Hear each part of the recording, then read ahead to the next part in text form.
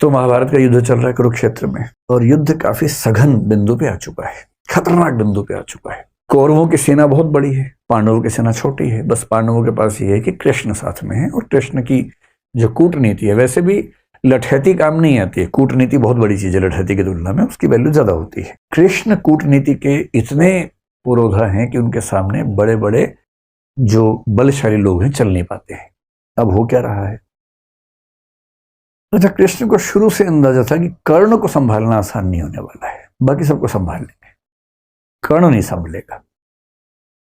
तो कुंती ने कर्ण से एक निवेदन किया, और कर्ण ने अपनी माता से कहा, ठीक है माता जी, आप निश्चिंत रहें, आपके 5 बच्चे बचे रहेंगे। जिसमें निहित था कि मैं आपका एक बच्चा नहीं छोड़ूंगा, अर्जुन, बाकी सब छोड़ दूंगा। अब कुंती भी चिंतित है, क्योंकि वे बच्चे तो उसके हैं ना, बच्चे की चिंता किस मां को नहीं होगी। अब हो क्या रहा है युद्ध में? द्रोणाचार्य की मृत्यु हो चुकी है, अश्वत्थामा वाली कहानी आपने सुनी ही है। भीष्म भी युद्ध लड़ने की स्थिति में नहीं है, अब वो शैया पे लेटे हुए हैं, युद्ध नहीं लड़ रहे हैं। बहुत बड़े बड़े सैनिक कौरवों की तरफ के खत्म हो चुके हैं, हार चुके हैं। कर्ण कंट्रोल नहीं हो रहा, और पांडव उधेड़बुन में है। युद्ध के बाद शाम की मीटिंग चल रही है। युधिष्ठिर एक ऐसा व्यक्ति है जो बहुत ही विनम्र है, संयमित है। आप युधिष्ठिर के मुंह से गलत बात आमतौर पर नहीं सुनेंगे, क्योंकि संयम बहुत ज्यादा है। लेकिन उस दिन उस कमजोर क्षण में युधिष्ठिर भी संयम खो बैठे अपना, और अर्जुन को बोल रहे हैं कि तुम तो कहते थे कि तुम दुनिया के सबसे अच्छे धनुर्धर हो भाई, अजीब हाल है, तुम कर्ण को मार ही नहीं पा रहे। काहे कि तुम्हारी धनुर्विद्या, काहे का तुम्हारा गांडीव धनुष। ये सुनते अर्जुन को आग लग गई एकदम, और अर्जुन ने एक कसम ले रखी थी, प्रण लिया हुआ था कि यदि कोई मेरे गांडीव धनुष का अपमान करेगा तो मैं उसका जीवन ले लूंगा। ये प्रण लिया हुआ था, प्रतिज्ञा थी।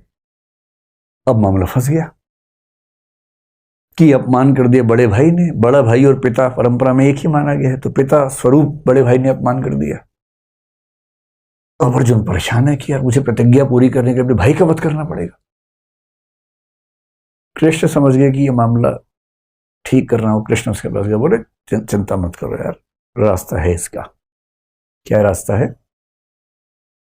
बोले शास्त्रों में कहा गया है कि पिता का अपमान करना और पिता की हत्या करना बराबर बात है। तो तुम युधिष्ठिर का अपमान कर दो, तुम बड़े भाई के वध के पाप से मुक्त हो जाओगे। उसने कहा ये ठीक रहेगा। तो उसने उसी सभा में वापस जाके बोला, आपने जो जुआ खेला उसकी वजह सब कुछ हो रहा है। आपने ही सारी गड़बड़ की थी। उस दिन आपने पत्नी को दांव पर लगा दिया, राज्य को दांव पर लगा दिया, आपकी वजह से वनवास हम सबको मिला, हम सबका जीना मुश्किल हुआ, ये आप जिम्मेदार हैं इसके। युधिष्ठिर अवाक देख रहे हैं कि ये क्या बोल रहा भाई, कैसे बोल रहा। फिर कृष्ण ने संकेत किया, हो गया बस पर्याप्त है। अब वापस आए। युधिष्ठिर तो चुप हो गए। उदात्त आदमी चुप हो जाता है, ऐसे क्या बोलेगा उसके बाद। अब अर्जुन को गिल्ट फीलिंग बड़ी खतरनाक है। कृष्ण के पास बैठ के बोल रहा है कि मैं ये झेल नहीं सकता।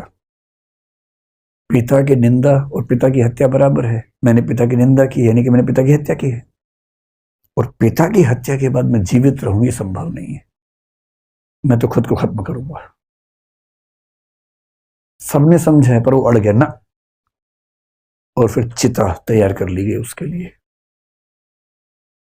अब कृष्ण को लगा बताओ यार, एक सॉल्यूशन निकाला है तो मामला दूसरा फंस गया। फिर कृष्ण ने मामला संभाला। कृष्ण तो मामला संभाल लेते हैं। कृष्ण बोले देखो, शास्त्रों में एक बात और कही गई है। तो अर्जुन तो तैयार था एकदम। तो उसने कहा क्या कहा गया है? कृष्ण ने कहा आत्म प्रशंसा और आत्महत्या बराबर है, इसलिए अपनी तारीफ कर लो, आत्महत्या हो जाएगी। अब ये कहानी कितनी सही है कितनी गलत है मुझे नहीं पता, क्योंकि मैंने तो इंटरनेट से कहीं ढूंढी तो पढ़ी है पूरी कहानी। पर एक रोचक बात है, आत्म प्रशंसा को, नार्सिसिज्म को आत्महत्या माना गया है। और इसका मतलब है कि हमारी कल्चर ये सिखाती है कि कोई भी बच्चा अगर उछल कूद मचाए कि मैं तो ये हूं, मैं तो वो हूं, ना, तुम ये वो नहीं हो, एक बहुत बड़े संसार के छोटे से हिस्से हो, उतने ही हो, उतना ही अपने आप को समझो। और इसीलिए आपको इंडियन फिलॉसफी, इंडियन लिटरेचर की परंपरा में ऐसे एक से बढ़कर एक लोग दिखेंगे, बहुत योग्य थे पर बड़ा बोल नहीं बोलते थे। बड़े बड़ाई ना करें, बड़ा ना बोलें बोल, रहीमन हीरा कब कहे लाख टका मेरो मोल। जो बड़ा होता है बड़ाई नहीं करता है अपनी। रहीम कह रहे हीरा कब कहता है कि मेरा मोल लाख टका है, नहीं कहता, कहना भी नहीं चाहिए। क्यों कहना चाहिए? तो रहीम की ये लाइन नार्सिसिज्म के खिलाफ ही तो है। तुलसीदास जैसा आदमी जो इतना महान महाकाव्य, मतलब पूरी भारतीय परंपरा में सबसे महान महाकाव्य कौन सा मानता है? रामचरितमानस। भारत के दुनिया भर में मानते हैं क्योंकि उतनी प्रसिद्धि किसी को नहीं मिली। वो आदमी इतनी महान रचना लिखने के बाद भी क्या लिखता है? कवित विवेक एक नहीं मोरे, सत्य कहो लिखी कागज कोरे। यानी कविता करने का विवेक रत्ती भर मेरे अंदर नहीं है, मैं तो जो सच समझता हूं कोरे कागज पर लिख देता हूं, बस इतना ही करता हूं। कवि न हो नहीं बचन प्रवीणु, सकल कला सब विद्याहीनु। ना कवि हूं ना भाषा की प्रवीणता मेरे अंदर है, सारी विद्याओं से हीन हूं, बहुत ही छोटा व्यक्ति हूं। ये वो व्यक्ति कह रहा है जिसने दुनिया का सबसे सफल महाकाव्य लिखा है, क्योंकि उसके संस्कार ये कहते हैं कि अपनी प्रशंसा करना बहुत बुरी बात है। कबीर दास ने पूरी दुनिया में आग लगा दी, इतना अच्छा साहित्य लिखा, इतना अच्छा साहित्य लिखा। और जब किसी ने पूछा कि आप इतनी अच्छी कविताएं कैसे लिखते हैं, तो क्या कह रहे हैं? तुम जिन जान्यो गीति हैं वह निज ब्रह्म विचार। तुम जिनको मेरी कविताएं बता रहे हो ना, कविता वविता कुछ नहीं है, मैं तो अपनी बात भगवान के बारे में लिखता हूं। आप उसको बोलते कविता है? कविता कहाँ? ना मैं पढ़ा लिखा हूं, ना मैं कुछ जानता हूं।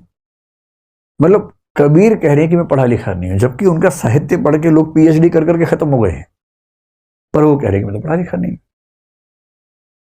बड़प्पन की पहचान होती है अपने बारे में कुछ ना कहना, और ये बात भारतीय परंपरा में एक नहीं, दो नहीं, हजारों बार कही गई है। और इसलिए जब हम आजकल की रिसर्च देखते हैं, पश्चिम में रिसर्च हाल में हुई, एक शब्द चल पड़ा है और वो है नार्सिसिस्टिक एंड, इसको क्या बोलेंगे, एपिडेमिक। अभी तो पेंडेमिक नहीं है, कि पश्चिम का समाज इस समय नार्सिसिस्टिक एपिडेमिक से गुजर रहा है। महामारी फैल गई। और महामारी फैलने के लक्षण क्या होते हैं, आप कभी गौर कीजिएगा। आप देखिए कोई व्यक्ति मैं शब्द का प्रयोग कितनी बार करता है और हम शब्द का प्रयोग कितनी बार करता है। अगर किसी की भाषा में मैं और मेरा बहुत ज्यादा है, हम और हमारा नहीं आ रहा है, इसका मतलब है कि मामला गड़बड़ है। क्योंकि ये समझना पड़ेगा कि आप जब परिवार में हैं, देश में हैं, तो कुछ भी होता है तो जिम्मेदारी हम सबकी सामूहिक है, अच्छे मामलों में, बुरे मामलों में भी। एक अच्छा टीम लीडर जब भी सफलता होगी उसका श्रेय टीम को देगा। हमारी टीम ने ऐसा ऐसा किया, हमारी टीम शानदार है, कभी नहीं बोलेगा कि मैंने ऐसा किया। और जब कोई गलती हो जाएगी तो सबकी जिम्मेदारी अपने ऊपर लेगा कि मेरी गलती है, मैं इसके लिए क्षमा मांगता हूं, टीम का नाम कभी नहीं आने देगा। और जब कोई श्रेय लेने के नाम पे बार बार मैं, मेरा ये करे, इसका मतलब लक्षण ठीक नहीं है। और ये इस समय पश्चिम में, भारत में भी आप कह सकते हैं, इतना ज्यादा हो गया है मैं का इस्तेमाल। ऐसे गीत, ऐसे संगीत, ऐसी फिल्में जो इंडिविजुअल बेस्ड हैं, और एक शब्द आजकल चलता है इंडिविजुअल वर्शिपिंग कल्चर, व्यक्ति पूजक संस्कृति। जिस जिस देश में यह संस्कृति, इस समय दुनिया भर में संस्कृति है, दुनिया भर में ऐसे 50 लीडर्स आपको दिखेंगे सेंटर में, स्टेट में, उस व्यक्ति की पूजा समाज करता है, पॉलिसीज की बात नहीं करता।